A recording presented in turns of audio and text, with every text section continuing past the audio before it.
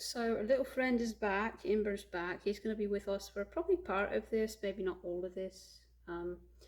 He might get a little adventuresome and decide he wants to go somewhere else. but yeah, we'll keep him at least for now. I think it's especially when we're talking about things that are a little bit more um, beginner basic stuff. I thought, why not? I mean, like, he's a lot more interesting than my ugly, boring face. So why not have him, stay for part of it, at least part of this?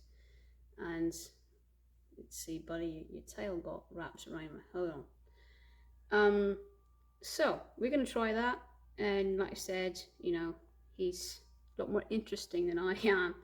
So, however long he wants to stay, and then for the rest of it, it'll just be me, boring me. But anyway, so yeah, dream work is actually something that, whew, I mean, it's something that I have done a basic in general thing about dream work, but could I really go in depth and explain everything that goes along with it? I don't know.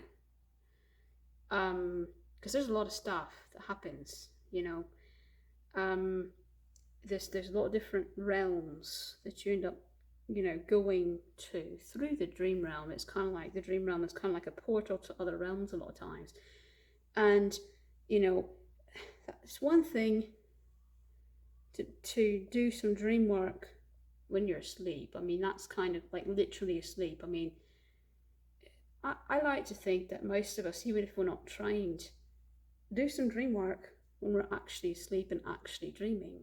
Because, think about it. If you've ever had a dream where you thought, wow, that was a really profound dream, right? Or you shared a dream with someone that you knew, you know, there's certain things, I won't say all dreams are like this, but there's certain things that aren't just dreams, they're actually, you're doing things on other in other realms, the realm of the past, like past lives, the realm of the future, meaning maybe it's something that might happen the very next day, or it could be something like a premonition that could happen like years from now. So many of us, especially people that just instinctively kind of have that gift within them, have had those sort of dreams for a really long time. I remember once I had a sort of a premonition type foreshadowing dream. There was a man on a bicycle, and I was driving on this very specific road, in a very specific spot of that road, and I wasn't speeding, but because I wasn't really paying attention, the man comes out in front of me, and in the dream I actually hit him. And that was about the only thing I had of the dream. I woke up pretty much right after that. Okay, well, what do I know? That same day, I've got that same road. I'm thinking something feels familiar about this. Oh yeah, I had a dream about this, and that's about all I got to think before I realised that that dream was about to become a reality if I didn't do something. So what I did was I slowed down, I started looking around, and sure enough, a man on a bicycle, right at the same spot that was in the dream, darted out in front of me. And had I not ahead of time recognised that my dream was trying to tell me something and it was about to happen in real life, I probably would have hit him. Because I realised that what was about to happen, I did not hit him. So the people behind me weren't that happy, but they didn't run into me or anything. They just weren't happy. They just wanted me to go. But I thought, wow, like, if had I not had that dream, I probably would have accidentally run over this person, because they came right in front of you out of nowhere. There's a blind there's a bit of a blind section of the road where they can come out and you don't see them till the last minute. And he came out at that blind section. So yeah, it's things like that. You know, sometimes what you dream ends up coming true in real life later because it was in the realm of the future. Sometimes, like I said, it's more like a past life, and you're dreaming things that you need to remember. It's almost like it almost ends up being like a default past life regression. Sometimes it's neither. It's you're in the spirit realm. You need to communicate either with your spirit guides or maybe a random spirit, who knows, but you're there for a reason. I did something that was pretty not too long ago, where I had a really strange experience in the limbo part of the spirit realm. If you want to look that up, you can. If not, yeah. So and then you can go, like I said, you can go to other places like astral projection. You can go to other places in the physical realm. Actually did that a few times, and now I don't do it anymore. But a while back, I used to draw, and I used to do visionary drawings. And, you know, I used to, sometimes I can get the vision without actually going there, but sometimes I need to actually speak to and talk to, and it wasn't the spirit realm, it was the physical realm. Animals, luckily, and this might be one of the few times that you actually relate to what I'm talking about. Animals actually are very, very astute when it comes to sensing any kind of spirit, even if it's me astral projecting. Sorry buddy, I didn't mean scary. Even though it's me astral projecting somewhere, they can sense that energy, they can sense that I'm there. And you know, it's a connection of nature. Animals have a what we call that, animals have it's basically the voices of nature, but they can hear thoughts like through telepathy. Basically they can hear and understand, and you can teach yourself to have that connection to nature. Some of us are just kind of born with that connection, and all we need to do is unearth that gift. Because I'm a shifter, I was just kind of born with that connection, so I can turn it on and off, yes, but basically, you know, so it's not like I hear all the animals everywhere. I can turn it on and off, but yeah, it's a wavelength that you can kind of, through each other's thoughts, you know, communicate. So what I was doing was I had traveled all the way to Gogo Nelly. I don't know if you know, she's pretty, I mean, well, I don't know. I say some people have heard of her, I don't know. So anyway, she was apprenticed in Africa, and you take the name of the person that taught you, I believe, is what the tradition is, where she so Gogo Nelly, what she goes by, I believe, and she wanted me to go and talk to this lioness, and I said okay. She also wanted a little drawing, a visionary drawing. So what I did was I went and I talked to, all the way in Africa, and let me tell you, astral projection is really weird, because you have a tether to your physical body, and where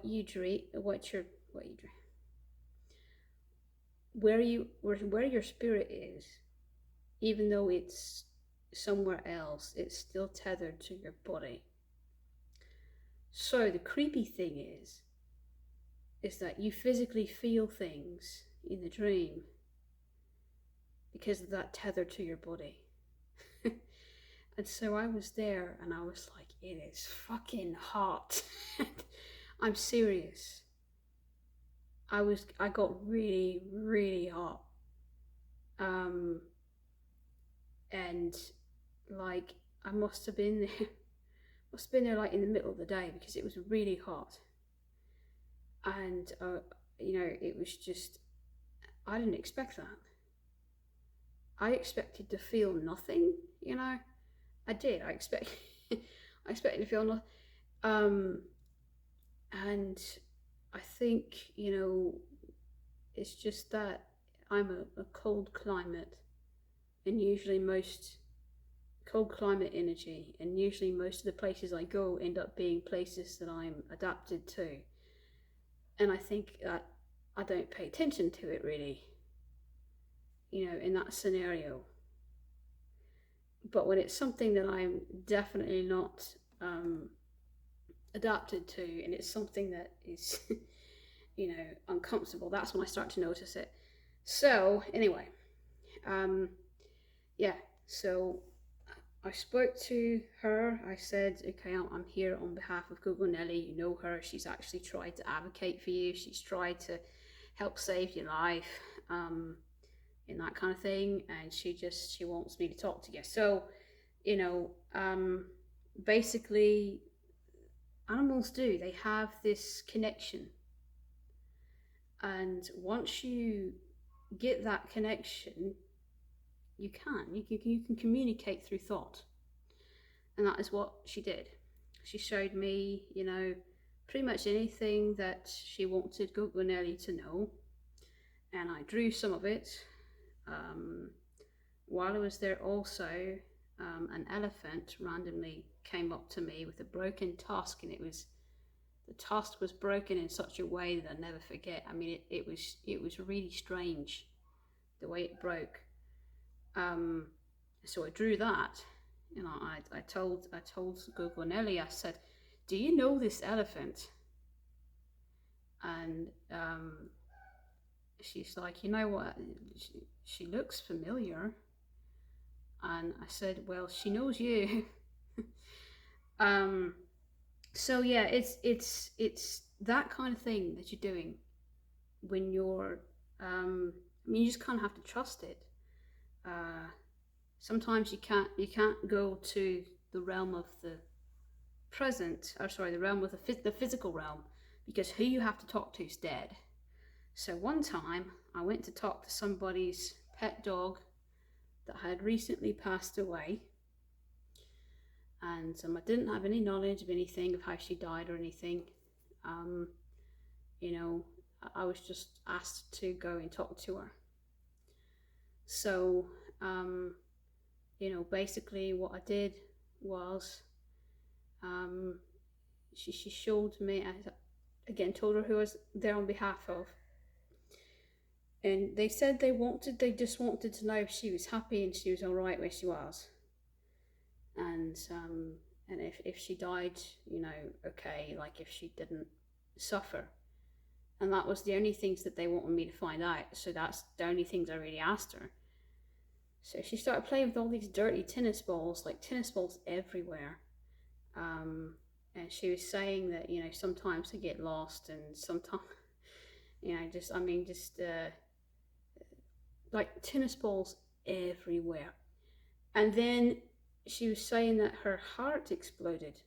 Like, that's how she said it. Like, that's how she described it. She said that's how she died. So I had to go back and tell them, well, she died pretty fast, but it was painful. I said, where she's at now, she's in the spirit realm, she's fine, she's happy. She's playing with all these tennis balls. And they're like, oh my goodness, like, we used to give her tons and tons of tennis balls. Like, and so it's that kind of thing that you're gonna have to go to these other realms and see what you see, and not second guess it. Because when you start second guessing, then you start changing what you think might have been the outcome. And the only thing that you can do is report back what you saw. You can't report any kind of assumption about anything, because then the meaning of it gets really muddied. And I was sitting here thinking, these people are going to think I'm insane. And I just had to tell them the random things that I saw. And it ended up being really specifically, oddly relevant, because they said her favorite thing was tennis balls, and I had no idea. And so I was sitting here thinking I was going to fuck this up, you know, and get put in a loony bin. And it actually ended up being relevant. So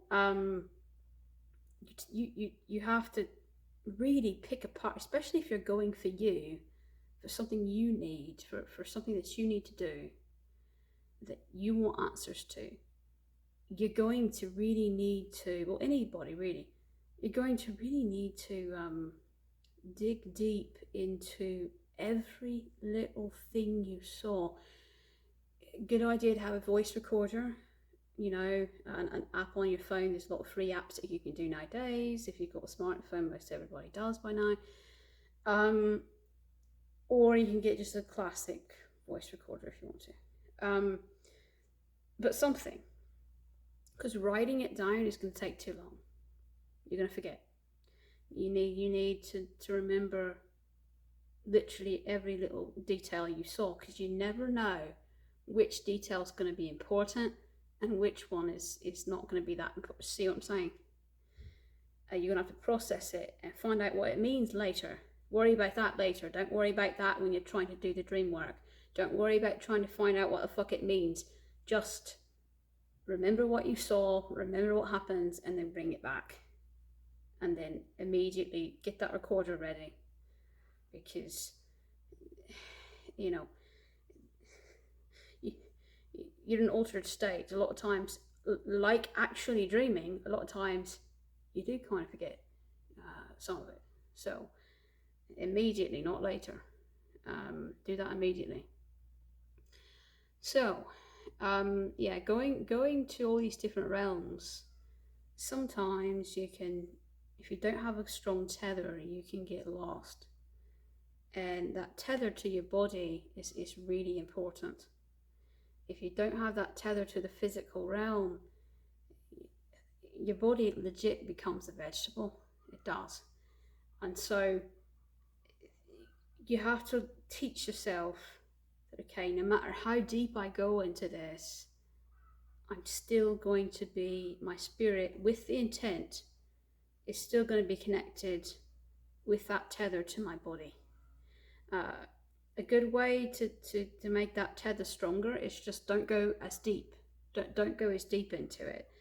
And I would beg to differ that it's easier to, most people say that it's difficult, but I'd beg to differ. I think it's easier to have a strong tether, because all you've got to do is, you know, get a little distracted with a noise that's off in the distance somewhere, you know, and all of a sudden that brings you back, you know.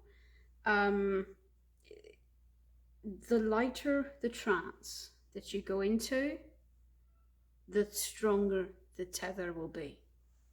So if you go into a really deep fucking trance where you forget where your body is, basically, that is when the accidental severing of the tether is most likely to happen. You can get all the information you need usually without having to go too deep into that trance. And it doesn't do us any favors. People think that they need to, first off, you can go into a really deep trance with absolutely nothing, meaning no hallucinogenic whatever crap. You're completely sober and you can go into that extremely deep trance with nothing. You have to train yourself, but you can do that. Secondly, You shouldn't have to do that most of the time. Like I said, you know, my eyes can be open and I can see everything in the physical realm. I'm aware of everything in the physical realm. So I'm not in a complete, deepest trance of all trances because I'm aware of the room I'm in, right? So I can see the room I'm in. And at the same time, I can see that other realm that I'm either traveling to or communicating through. So, you know, there's all different levels of that trance-like state. In fact, there's even one thing that you do that's not even a trance at all. When you just summon a spirit to talk to you, they come to you. You don't go to them, so they come to the physical realm and visit you. So you don't have to travel anywhere, and you sense their energy. You know where they are in the room. You know what they're trying to tell you, and you just, through a bit of vision and a bit of just really basic clairvoyance, you're able to get that message without really having to travel anywhere. So I would say true astral projection is when you go so deep that you legit you're not really aware of what's going on in the physical realm. You have a tether, and that tether, when it comes time to wake back up, you follow that tether home. But while you're doing whatever you're doing in astral projection, you don't know what's going on around you. So you can be pretty vulnerable too. That's another reason not to do a full on 100% astral projection, okay? Because unless you've set up protection, which most definitely I do, but you know, say someone is new to this and they don't know how to properly set up protection, what happens then? You know, your body is a sitting duck. You know, your spirit's left your body. What the fuck is going to happen to your body when you're lying there on the floor like that? You know, people in the physical realm potentially could do something to you, especially if you're not in such a kind environment, like if you're in a place where you don't trust somebody. But also spirits from the spirit realm could try to hijack your body while you've left it, if there's no tether and if there's no protection. You yourself might say, I really like this dream realm stuff. I really like being here. I don't want to come back, and so I choose not to. At that point, your body legit becomes a vegetable. Even if you have that tether there that keeps you alive, you don't come back, you know, and even worse things happen in that scenario. People, I don't understand it, but people can get addicted to that realm. People can get addicted to the dream work because it does feel like a dream, and it is very imaginative and magical at times, and I kind of get that, but I also kind of fucking don't, because there's a lot of magic if you just look in the right places that you don't even know about. You know, a lot of ancient stuff I talk about with all the different kind of physical, tangible magic that's out there, you know, that exists in the physical realm. You don't have to go to the dream realm to find it. So I don't really understand why. I don't know. Anyway, but I feel your heart pumping. He's sitting on my finger, and I guess my finger is close to his heart. It's close enough to his heart that I feel his heart moving. It kind of tickles. Okay. Anyway, You has to be put back now, so we're gonna put you back. You bored? Yeah? Okay, you bored? You take you back? Come on. We'll take him back because he's been out. How long has he been out? Like, he was out before I did this vlog, so you say goodbye. You've been really good, okay? You've been really awesome. Okay, we're gonna let you kind of just explore for a bit, okay? Go where you want to, okay? And then after you explore, we're gonna put you back home, okay? So you don't get too cold. All right, so he's gonna explore. We don't know where he's gonna go, but he's gonna go somewhere. Usually his adventures are only like, I don't know, not even half the length of the house. Probably a fifth of the length of that. And this isn't really that long of a, so he don't go very far. He usually stays within the same room. Anyway, yeah, so where was I? Okay, so yeah, that tether is really important. Half of your protection comes from the tether. Half of it comes from just, you know, a protection ritual that you would do of some sort. I kind of look like a floating head because it's like getting dusk, okay? But anyway, we're losing light and it's getting dusk, so sorry about that. But yeah, basically the last thing that you need to know is the dream realm is kind of like a place to practice. It can act as a portal, like an in-between realm, a portal to other realms that we just talked about, but it can also be a place to actually practice your skills. Either something that your spirit guides tell you, this really deep, profound messages that you need to know, or an actual lesson that they're trying to teach you, and you can apply that to real life.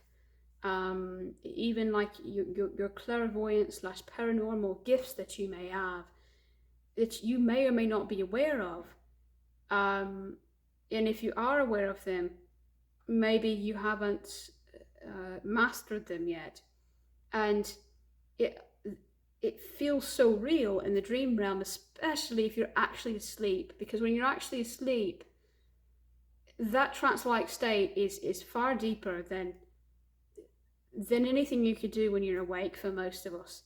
Even when you're doing astral projection work, when you're awake, that tether is stronger.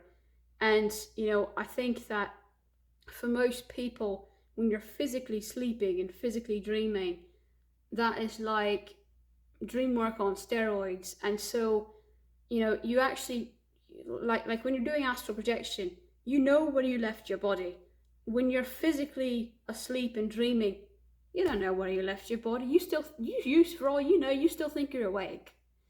That's how much of an altered state you get into when you're physically sleeping and physically dreaming. There's a lot of power in that isn't naturally when you do it when you're awake.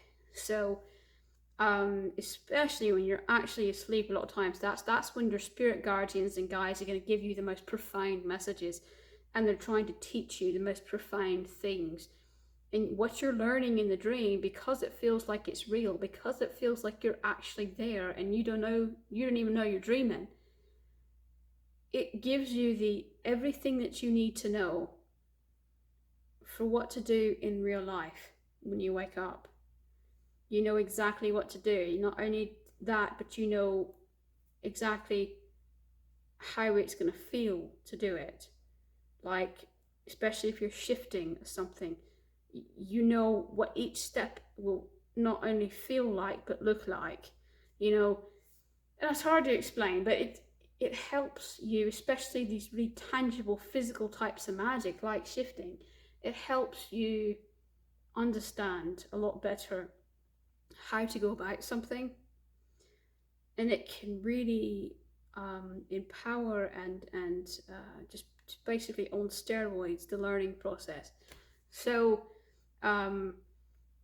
sometimes spirits can visit you in the dream realm as well. Instead of you having to travel to the spirit realm, sometimes they just visit you. They're right there in the dream realm. And like I said, sometimes you don't even have to dream, you can just summon them and talk to them, you know. But you know, without having to do any kind of dream work. But yeah, yeah, it is. A dream realm is you got to be careful, because a lot of the stuff that happens in the true dream realm is a lot of times dictated by your thoughts, emotions, apprehensions, and you have to pick apart, okay, what really happened and what was just a dream, just quote, just a dream. How do you figure that out? Well, okay, just take an example of, say, someone that was in your dream. We're going to find out, okay, was that person really there, or were they not there? Now, the easiest way to find out, if you have the ability to ask them in person, but you still wouldn't know, would you? Because they may or may not remember the dream. You don't always remember your dream, so that's not a good way, is it? Okay, so how can you really judge, did this happen or did I just fathom it? Well, there's two things that will give it away immediately. The first thing, you have to master the skill of sensing the energies first. But assuming that you've done that, okay, someone who's really there, you can sense their energy. You can sense their overall, the energy of their spirit. Someone who's not there, the energy's not going to be right. Sometimes you don't even feel any energy at all. It feels blank, oddly blank, like a zombified version of them. And there's the second thing that might be easier if you don't know how to sense the energies. If they're saying stuff that you can fathom, it might be something in your own head. But if they're saying stuff and doing stuff that you know you wouldn't have been able to think of, even if it's something really simple and seemingly mundane that they said, if you can't think of it and you know you couldn't have thought of it, then chances are they really were there, and that you didn't just imagine them in your dream, So that's the tricky thing about the dream realm. That's why when we do dream work, we normally don't stay in the dream realm while we're awake. Okay, when we do dream work and we're awake, we normally do not like to stay in the dream realm because it's too confusing there. We use the dream realm to shift into other realms like a portal, but we don't stay there. We have a pre-designated path as well. We know what we're going for. We know why we're doing this dream work. It's not just like to do it for fun, just to see where it takes us. No, that's dangerous. You don't know where you're going to end up. No, we have a designated path that we follow, okay? And we're going to go there, for that specific purpose, and that only specific purpose alone. So whether that's the realm of the past, the realm of the future, the spirit realm, whatever realm it may be, it's pre-designated, and you're just using the dream realm, to ungrind you and to get you there. In fact, when you're doing it when you're awake, a lot of times you don't need the dream realm at all. You can just go straight from that trance-like state. As soon as you get yourself into that trance, boom, you're already in the realm you need to be in. You don't have to go through the dream realm first. That trance-like state becomes your portal. Instead of the dream realm being your portal, suddenly that trance-like state is your portal. Okay, most of us probably do travel through the dream realm very temporarily, while we're on our way to somewhere else. But you at least have to be in that trance-like state, okay? How do you do that? You can get yourself dizzy, you can physically dizzy, but you need to stay in a place, where it's where you're not going to hurt yourself. Don't stand up, sit down, lie down. Make sure there's nothing you can hit, nothing, at all. anywhere close to you that you can hit yourself with, okay? And then just kind of move your head around like this, kind of real violently. Not, don't hurt yourself, but just, you know, and just really get yourself dizzy. At that point before, you're going like this, and that point before everything just finally stops spinning, what you're trying to do is you're trying to go into that trance-like state before things stop spinning, because that dizziness is ungrinding you, and that's just going to take you into that trance-like state. Now, I like to either add music to it, or not even bother with getting yourself dizzy, and just use music alone. There's certain music that will completely put you into a trance, just the music alone, a really deep trance at that. It has to be the right music. It has to be a certain pagan type music, indigenous type music, but it does exist. And there's also songs that will reverse that and get you to wake back up. So, you can pre-record something and then listen back to it, or you can have somebody play for you, but the really intense, like the songs that get you into an immensely deep trance, most of the time no one's going to have that posted. No one's even going to have that able to purchase, because no one wants anyone to get a hold of those songs, for good reason. If it gets into the wrong hands, and the wrong person gets a hold of it, you can imagine what it'll do. So what I have up on here are mild to moderate songs, meaning they cause mild to moderate trances, and that if you really want to be in defiance of it, it's easy to resist. But the ones that you really want for a deep trance are the kinds of songs that are difficult to resist, the kinds of songs that will just kind of inadvertently by default put you in that trance-like state.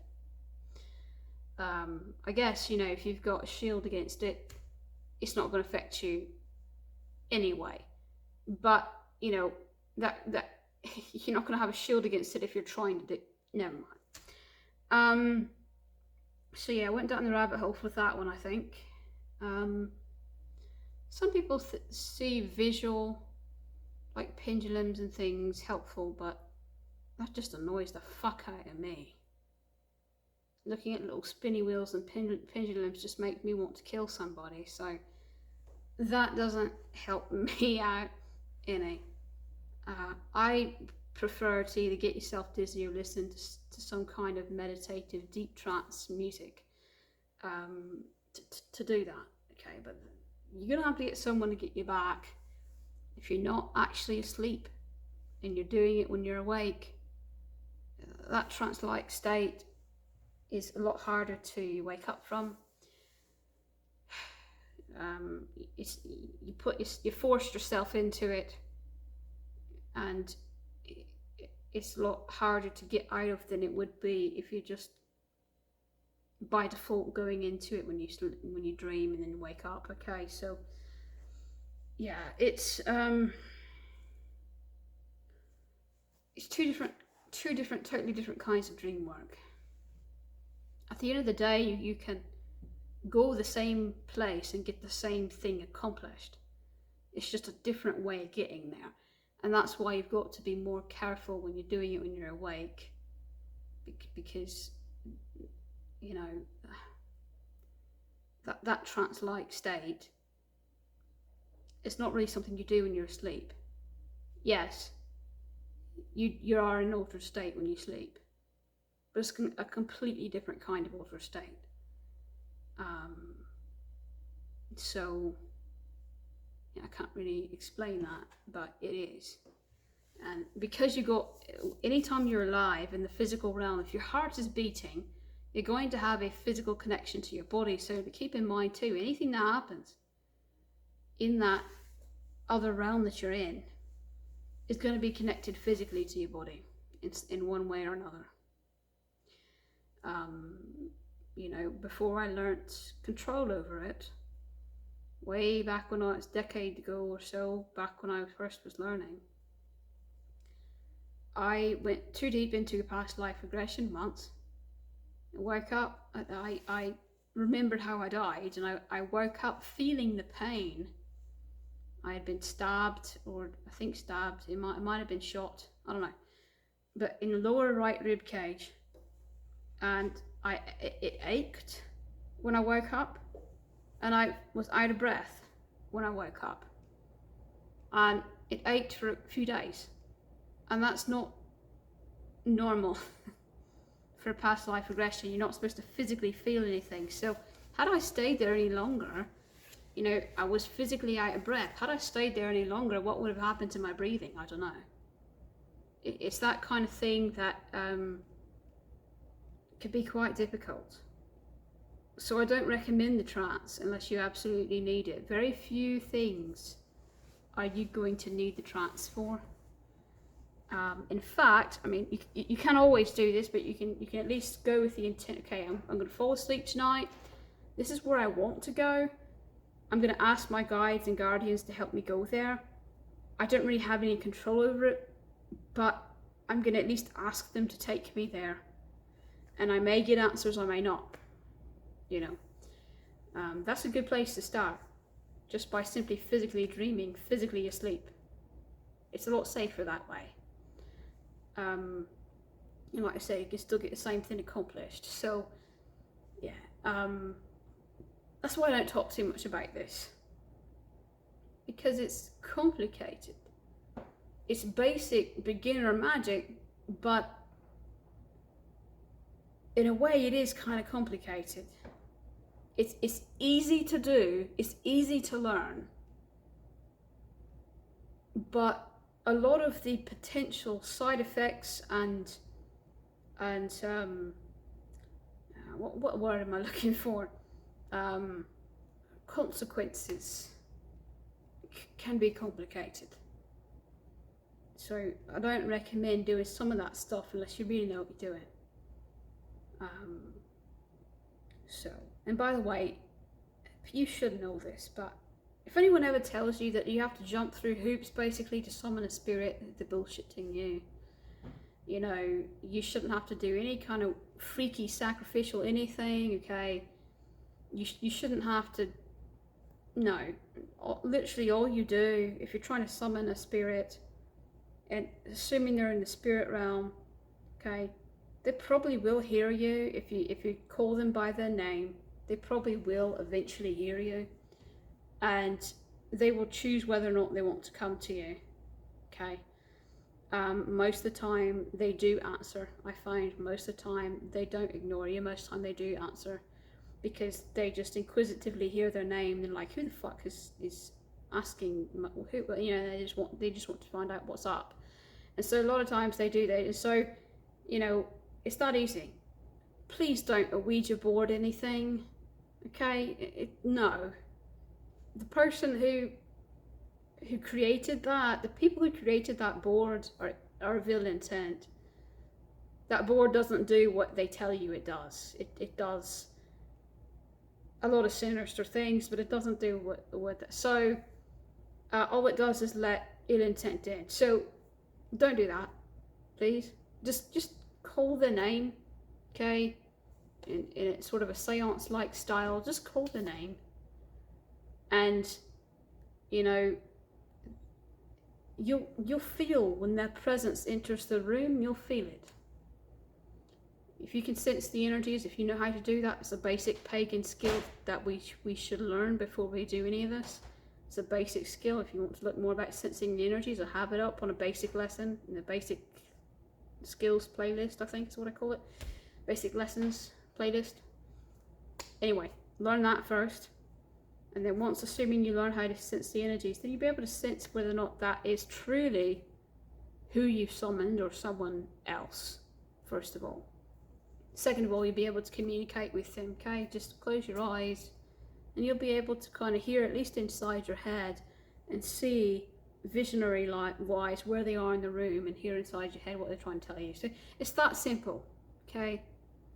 All these people saying you ought to do these crazy things, they're bullshitting you. And it's not for any good intention most of the time. So yeah, anyway, so now that we've got that accomplished, now that we've got that you know, talked about, I don't think we have anything else to say really. So yeah, that's just kind of a extended version of what we already talked about in the Dreamwork, the original Dreamwork video that I did. So I hope that clears up a lot of what ifs that you might have had. If you happened to see the first one, you probably didn't, because not many people, you know, come through this channel anyway. But hopefully that dug a little deeper into it. It's not something I really spend much time on, so you won't see me talk too much about Dreamwork. And I think that because of that, I think it really did deserve more of a deeper dive into it. You know, I do this at least once because I don't cover it much.